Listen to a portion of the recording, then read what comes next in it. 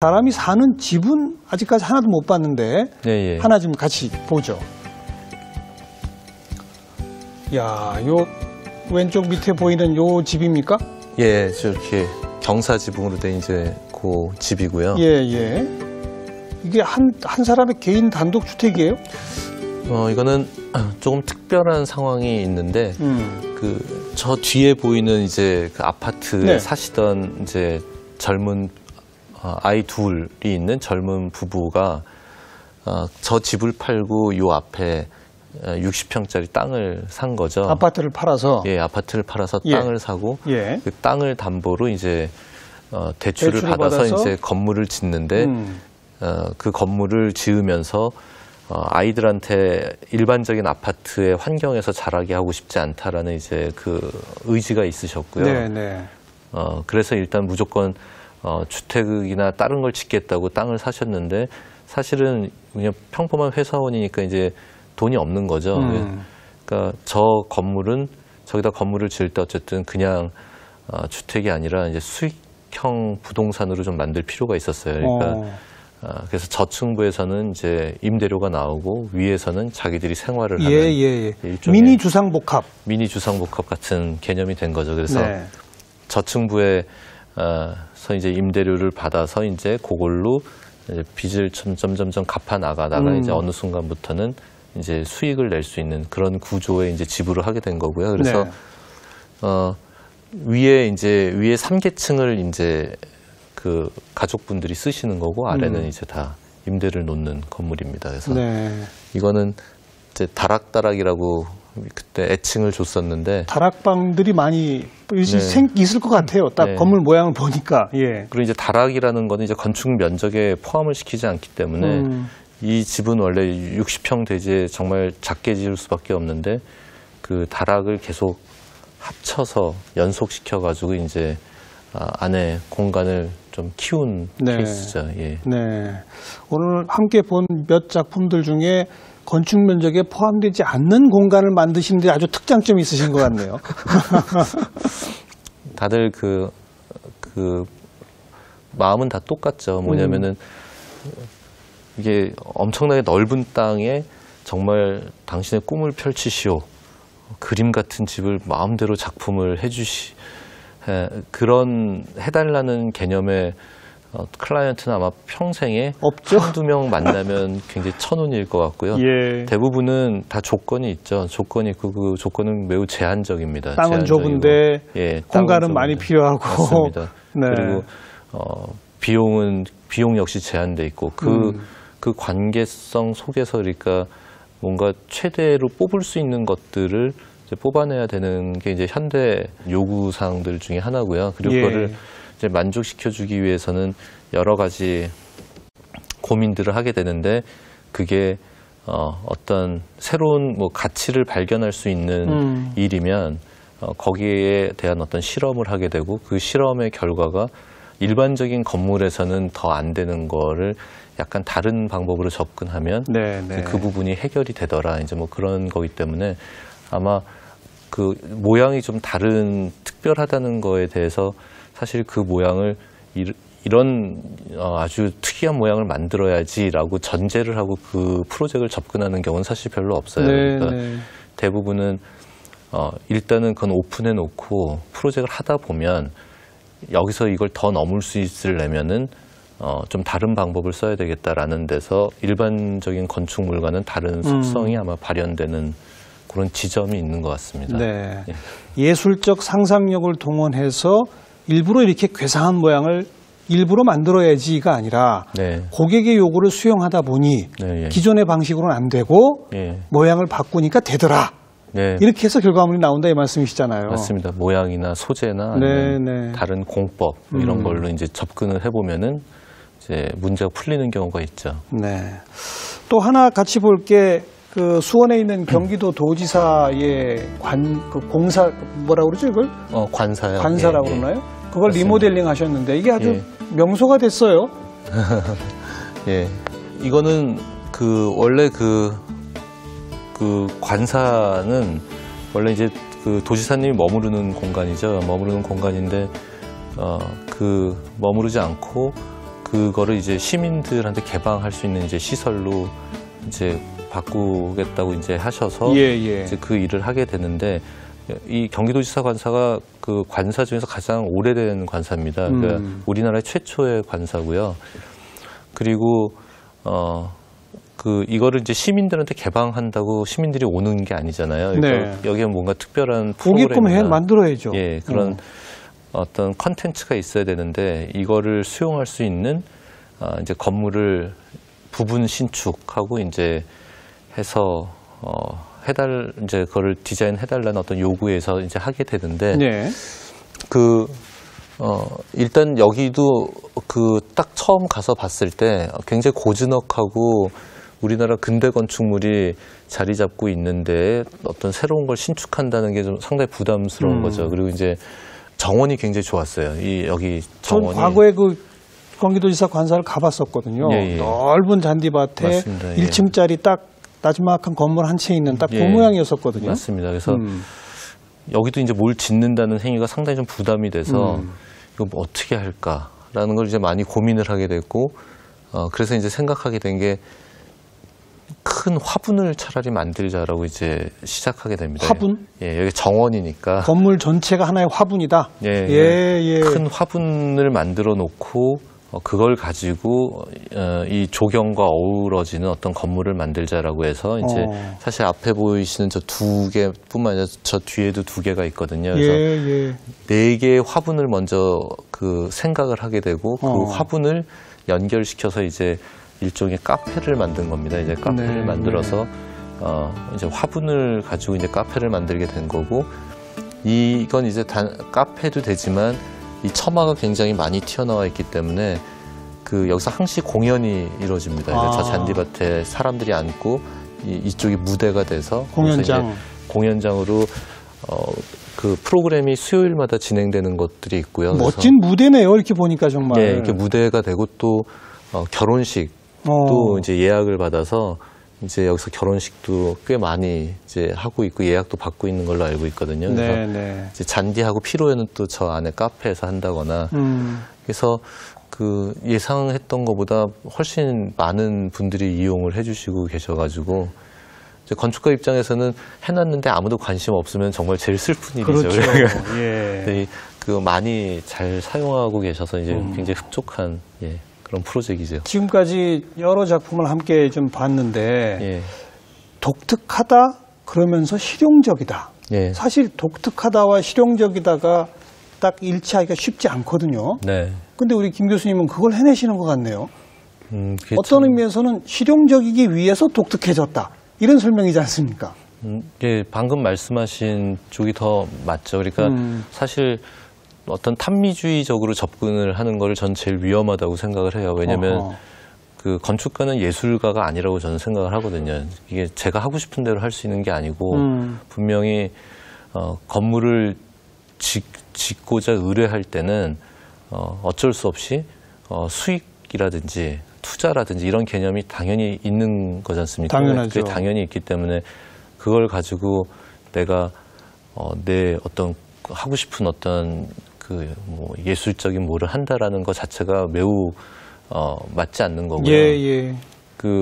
그렇기 때문에 이제 그 예술가가 아니라 작가가 아니라 그 프로페셔널이 되는 게 굉장히 중요한 직종이 사실 이 직종입니다. 그래서 그걸 위해서는 그 여러 가지 복합적인 상황들을 다 받아들이고 그걸 어떻게 내가 얽어가지고 하나의 이제 복합체로 내놓느냐의 이슈인데 그때 이제 거기서 절대 버릴 수 없는 게 이제 뭐 기능이라든지 비용이라든지 어떤 이런 이슈들이거든요. 근데 저는 그 어떤 스타일이나 어떤 건축의 어휘 같은 개념보다는 프로젝트마다 거기에 가장 최적화된 해법 위주로 문제를 풀겠다. 이제 이런 마인드긴 한데 뭐 그래도 사람이 하는 거고 저란 사람이 있으니까 그 성향이 100% 없다고는 할 수 없죠. 그러니까 채취는 남아있는 건 어쩔 수 없고. 모든 건축가가 그 건축물을 의뢰한 건축주가 요구하는 바를 실현하기 위해서 노력하는 사람 아니겠습니까? 네, 맞습니다. 그런데 제가 오늘 교수님하고 이야기를 나누다 보니까 어려서 화가이신 어머님의 영향도 있는 것 같고 한때 자동차 디자이너를 꿈꾸었던 어떤 또 미래를 가고자 했던 그런 어떤 지향성도 있는 것 같아서 예. 그것이 건축주의 요구와 결합하니까 예. 일반적으로 우리 머릿속에 그려지는 그냥 보통 건축가들이 만들어내는 건축물의 외양이 아닌 새로운 모양들이 거기서 나올 수 있는 것 같아요. 예, 맞습니다. 어쨌든 건축가라는 그 그룹 안에 사실 굉장히 다양한 색깔이 존재를 하고요. 저 같은 경우는, 저는 우리가 일을 하는데 반복적으로 같은 일을 하면서 검증된 방법만을 쓰는 거를 탈피하는 게 저한테는 굉장히 중요한 가치라고 생각을 그렇죠. 하는 거죠. 변화를 주어야 한다. 예, 그러니까 이 건축이 역사가 너무 오래된 산업이다 보니까 사실은 바꾸는 게 쉽지 않아요. 그러니까 네. 벽돌은 이렇게 쌓아야지만 아무 문제가 없어라든지 콘크리트는 이렇게 해야지만 돼. 왜냐하면 전 세계적으로 정말 수천만 건, 수억 건의 임상 실험이 이미 다 그렇죠. 이루어진 거잖아요. 그렇죠. 그러니까 그거 외의 걸 하기가 너무 힘든 거죠. 그러니까 근데 과연 그 방법이 절대적으로 옳으냐? 그 루틴한 프랙티스를 하면은 매우 고정된 상태에 대해서 익숙해지는데 그게 결국엔 어떤 새로운 변화에 부응하지 못하는 더 큰 위험으로 다가올 수가 있다고 이제 생각을 합니다. 그래서 저는 가능하면은 저의 가치 중에 하나는 이 제한 조건들을 피하기 위한 방법을 찾는 가운데 기존에 하지 않았던 방법을 한번 잘 접목하면 이게 더 나은 그 방법이 되지 않을까라는 가치에 이제 중점을 많이 두다 보니까 아마 이렇게 건물에 따라서는 굉장히 좀 특이한 형태도 나오기도 하고 소재도 특이한 소재를 쓰기도 하고 하는 그런 어떤 실험의 좀 연속이죠. 그래서 그런 관점인 것 같고요. 그래서 너무 다양하신 분들이 계시죠, 사실. 건축을 저는 제 나름대로는 일종의 커뮤니케이션이 가장 중요한 행위다라고 생각합니다. 건축을 의뢰한 건축주와 설계자 사이의 커뮤니케이션 가장 기본이고요. 그다음에 건축을 직접 수행하는 설계자들은 자기를 사회화하고 사회 속에 알려야 그다음 건축주들이 또 찾아올 거 아니겠습니까? 그거는 그런 의미에서의 커뮤니케이션도 중요하고 마지막으로는 결과물인 어떤 건축물 자체가 그 안에 생활하는 사람과의 교감, 커뮤니케이션, 지나다니는 사람들과의 커뮤니케이션, 결과적으로는 도시 전체 사회와의 커뮤니케이션. 처음부터 끝까지 다 그거 아니겠습니까? 네, 맞습니다. 그런 의미에서 아무리 이건 내 집이야, 나만의 집이야라고 하더라도 그게 공공적인 성격을 안 띌 수가 없어요. 그렇죠. 그게 정말 저기 무인도 같은 데서 자기가 건물 하나 짓고 사는 거 아니면은 비록 그게 내 자산이고 내 집이어도 반드시 그 주변하고의 영향이든지 사회하고의 관계성이 없을 수가 없거든요. 그렇기 때문에 지어지고 난 다음에 지속적인 커뮤니케이션을 하죠. 사실 이제 주변하고도 하고. 그런 의미에서는 건축가는 공학적인 또 기술적인 기본 소양이라는 것이 반드시 필요하지만 일단은 타인과의 사회와의 소통 능력도 중요하고 또 우리 김 교수님한테 보이는 것처럼 미술적, 미학적 창조력과 독특성이라는 것도 또한 중요하고 그리고 인문학적인 철학의 깊이 이런 것도 갖춰야 되는 어떻게 보면 좀 굉장히 다방면에 걸친 걸 좀 많이 알아야 되는 사람들 같아요. 네, 종합적인 훈련을 사실 많이 해야 되는 일 중에 하나고요. 그리고 이제 점점 시간이 흐르면서는 제가 이제 학생 때, 제가 젊었을 때는 새로운 기술, 새로운 디자인의 경향, 이런 거에 관심이 많다가, 그런데 좀 지나면은 또, 이게 짓는 게 제일 중요해. 그러니까, 그 다음에 공법에 대한 관심으로 넘어가서 공법에 대한 관심을 많이 갖다가, 결국에는 이제 돌아오게 되는 게, 물론 아직 저도 이제 어떤 건축가의 어떤 그거로서는 아직도 좀 젊은 건축가라고 할 수 있는데 건축가시죠. 이 느낌이 결국은 사람을 잘 알아야지만 되는 게 제일 중요하구나라는 쪽으로 이제 자꾸 생각이 가는 거죠. 그래서 옛날에는 그런 어떤 어떻게 보면 인포메이션이죠. 정보를 쫓았던 거지 지식을 쫓았던 거는 아니고, 근데 이제 지식 이후에는 이제 지혜란 거를 이제 찾아야 되는 시점인데, 그렇죠.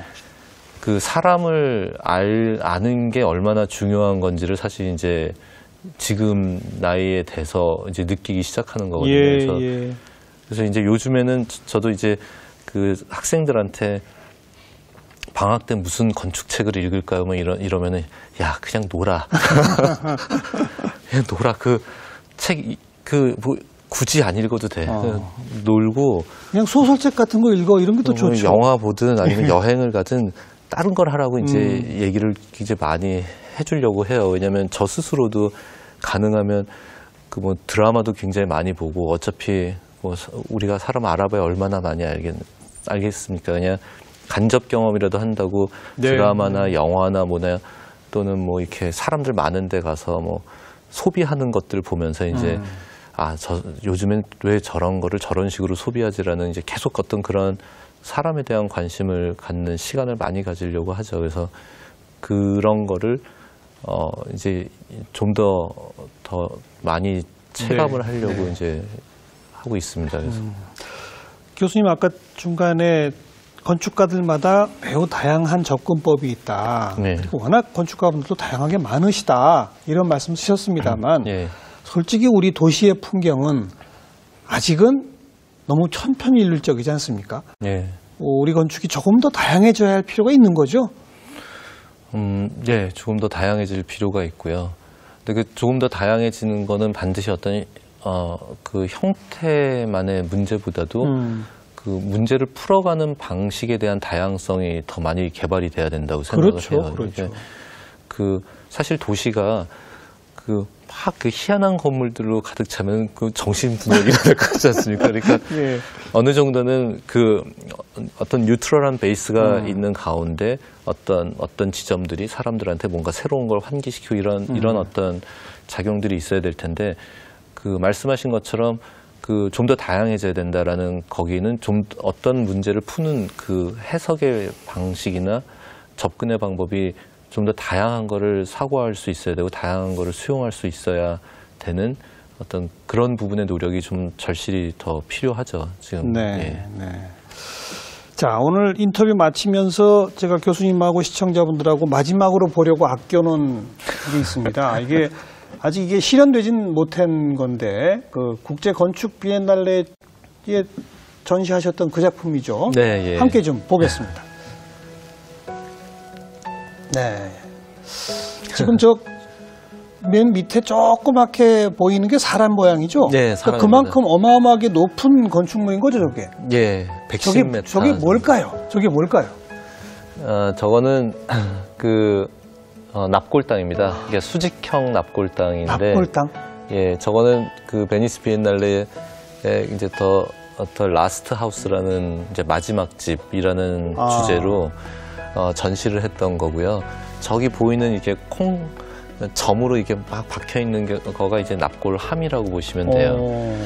근데 이제 저 프로젝트는 이제 왜 하게 됐냐면은 그 우리가 이제 납골당이라는 데를 가면은 그 긴 복도에 그 이 양옆으로 쫙 도열해 있는 그 납골함들 사이에 가서 자기 걸 찾아서 이게 그 자기 가족 거를 찾아서 그 앞에 가는 그 공간의 그 시퀀스 자체가 너무 저는 그 과정 자체가 너무 고통스럽다고 생각을 했어요. 그러니까 야, 너무하다. 근데 어쩔 수 없지 않습니까? 그 땅은 부족하고 밀도는 높여야 되고 그런 상황에서 나올 수밖에 없는 방법이긴 한데 저거를 좀 더 다른 방법으로 해석을 할 수 있지 않을까라고 해서 이제 수직형 납골당을 제안을 해서 일단 땅의 면적을 훨씬 줄이고 그 높이로 올림으로 해가지고. 그 높이가 몇 미터 정도로 구상하신 거예요? 저건 110m로 구상을 한 건데요. 저 110m에 이제 5만 기 정도의 납골을 수용할 수 있는 시설인데, 사실 소관에는 엘리베이터가 이제 왔다 갔다 할 수 있고. 엘리베이터가 있어서 그 해당되는 납골함에 가장 근접한 위치에 이제 내려줄 수 있는 이제 방식입니다. 근데 저거는 결국은 약간 좀 역설적이지만 The Last House라는 거는 사람이 살다가 집에서 살다 결국은 마지막 집으로 그렇죠. 택하는 저 마지막이라는 부분이 사실은 그 돌아가신 분을 위한 것보다는 살아있는 사람을 위한 거죠. 공간이죠. 예, 예. 그래서 그 마지막 집은 결국은 살아있는 사람을 위한 집이 돼야 된다. 다음 사람을 위한 집이 돼야 된다는 약간 역설적 의미가 있고요. 그래서 저기를 반드시 가서 그 뭐 납골함에 가서 하는 어떤 그런 참배 방식이 아니라 저기는 이제 우리나라 또 IT 강국이니까 모바일 그 핸드폰의 기술과 저 납골함을 사실 연동시키는 어떤 방식을 제안했던 거예요. 그래서요. 그러니까 저도 경험이 있지만 제 지인 중에 어떤 분이 돌아가셨을 때 이 번호를 남겨놔야 될지 지워야 될지를 매우 고민을 했었던 기억이 나거든요. 그래서 예. 그걸 남겨두는 거죠. 남겨두고 가끔 생각날 때 이제 글로 메시지를 보내든 뭐를 하든 일종의 우리가 헌화하는 식으로 그냥 그 참배라는 거를 그 명절날 어떤 거창하게 우리가 막 해야 되는 그런 게 아니라 그냥 일상에서 돌아가신 할머니한테 뭐 문자도 보낼 수 있고 예를 들면 뭐도 할 수 네. 있고 어떤 그런 기록들이 저 납골함에 계속 이제 누적이 되면서 자기가 다시 듣고 싶을 때 들을 수도 있고 그래서 훨씬 좀 캐주얼한 방식으로 좀 엔터테이닝한 방식으로 그 죽음을 좀 이제 뭐 그게 물론 이제 다른 생각을 가지신 분들은 물론 있겠지만 그때 저걸 할 때 제 생각은 너무 그 죽음을 맞이하는 거에 대한 막 그 트라우마틱한 컨디션을 좀 캐주얼하게 풀면서 그냥 도시 안에 살아있는 사람들이 수직형이니까 멀리서도 보이잖아요. 게다가 110m면 한 30층 이상의 높이 네. 건물이란 말이에요. 네, 그러니까 멀리서도 보이니까 뭐 이렇게 뭐 올림픽대로 타고 가다가 저희 우리 할머니가 저기 뭐 해서 뭐 문자라도 보낼 수 있고 약간 문자를 보내면 받아요? 누가 받아요? 어떻게 되는 거예요? 납골함이 받습니다. 납골함이 받아서 거기에 저장이 되는 거죠. 아. 다른 가족이 그 내용을 볼 수도 있고 예. 그 시스템은 이제 좀 더 연구를 해봐야 되겠지만 결국 이제 핵심은 돌아가신 분과 내 사이에 그 디지털적으로 어떤 가교 역할을 하는 일종의 힐링 타워가 저거다라는 이야. 식으로 이제 얘기를 풀었던 거죠. 그렇게 문자를 딱 보내면 그 납골함에 불이 번쩍번쩍 들어오고 이렇게 수도 있겠네요. 네, 불이 들어온다는 시나리오를 사실 생각했었던 겁니다. 그럼 그래서. 멀리서 보면 계속 깜빡깜빡 거리겠는데요? 네. 누군가 돌아가신 분과 교감하고 있구나. 예, 맞습니다. 예. 그런 원래 그 유럽의 도시들은 이 묘지를 도시 안에 넣으려고 그러고요. 네. 그러니까 죽음을 그 안에 포용하려고 그러고 그렇죠. 우리는 죽음을 다 밖으로 내보내려고 그러니까 맞아요. 이 사고의 차이가 사실은 그 여러 가지 다른 현상을 유발하는데 이제는 저희가 그 묘지라는 거를 임야를 해가지고 할 수 있는 그런 상황도 아니고 그렇기 때문에 저는 이제 다시 그게 도시 안으로 다시 들어와서 네. 그게 우리나라의 전통 방식은 아닌데 사실 요즘 젊은 세대들 보면은 그런 방식을 충분히 수용할 수 그렇죠. 있을 만한 이제 마인드가 예. 된다고 봅니다. 구체적으로 저걸 좀 한번 만들어 보려는 시도는 안 하고 계세요? 사실 이게 그 시도가 있었고요. 시도가 있었는데 그때 이제 그 건축가 분 중에 이제 돌아가신 고 정기용 선생님이 네. 그때 제가 저 베니스에 저 출품할 때 커미셔너 같은 역할을 하셨었는데 예. 저걸 보시고 정기용 선생님이 저거는 한번 그 서울시에 얘기를 해보자. 그래서 한번 그 추진을 해보자라고 해서 정기용 선생님이 좀 도와주셨었어요. 네. 도와주셨는데 그 유교 그러니까 그 성균관에 유생분들이 반대하셨어요? 그 말도 안 되는 소리 하지 말라고. 그래서 그 반발이 일단 심해서 예. 공청회까지 좀 이렇게 준비를 하려고 하다가 그거로 인해서 지금 아직 시점이 벌써 그게 한 몇 년 전이니까 10년 전이니까 아직은 좀 이 심리적 저항이 심하니 조금 한번 좀 나중에 좀 한번 봅시다라는 쪽으로 이제 좀 토닥토닥하는 상황이 됐었고 이제 근데 정경 선생님도 이제 좀 돌아가시고 그래서 네. 이제 그러다 지금 이렇게 왔죠. 언젠가는 저렇게 좀 어떤 의미에서 저게 전 세계에 내놓을 만한 우리 도시의 랜드마크가 될 수도 있겠다는 생각을 좀 해봤습니다. 예. 그럼 너무 감사하죠. 저 프로젝트도 성사되기를 기대해보고요. 저게 혹시 예. 뭐 안 되더라도 예. 지금까지보다 훨씬 또 다양하고 멋지고 그러면서 실용적인 네. 그런 건물들 많이 보여주시길 부탁을 드리겠습니다. 아, 예. 감사합니다. 오늘 귀한 시간 좋은 말씀 잘 들었습니다. 예, 고맙습니다. 감사합니다. 네, 건축을 하려면 사람을 아는 게 중요하다. 우리 김 교수께서 후반부에 하신 말씀이죠.